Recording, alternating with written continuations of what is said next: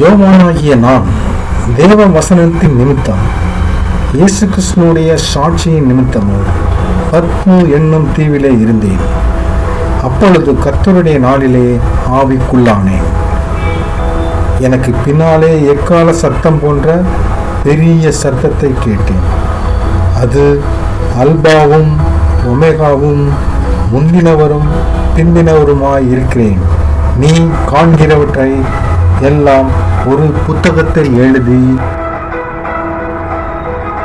ஆசியாவில் உள்ள எபேசு, சிர்மிலா, பெர்கமு, தியத்திரா, சர்தை, பிலதெல்பியா, லவோதிகியா ஆகிய 7 சபைக்கு அனுப்பு என்றார்.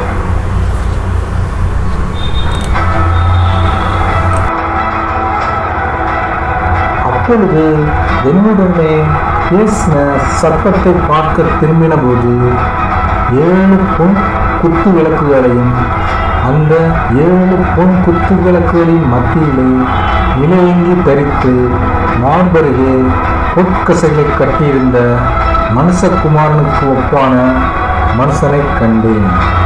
அவருடைய சிரசும் மயிரும் வெண் பஞ்சை போலவும் உறைந்த மலையைப் போலவும் வெண்மையாயிருந்தது.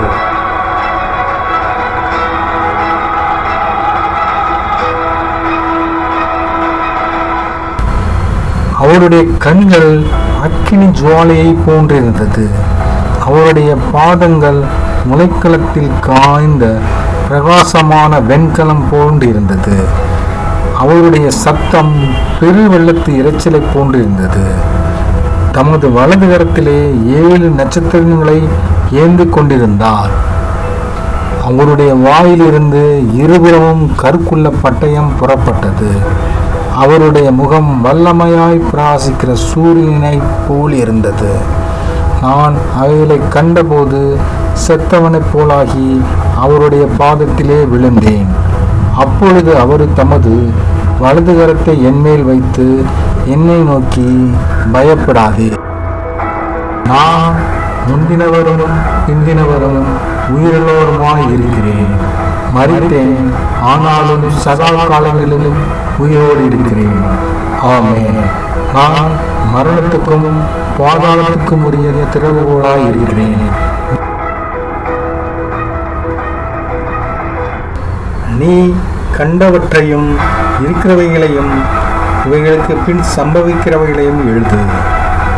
என் வலது கரத்தில் நீ கண்ட 7 நட்சத்திரங்களின் இரகசியத்தையும் 7 பொன் குத்துவிளக்குகளின் இரகசியத்தையும் எழுது.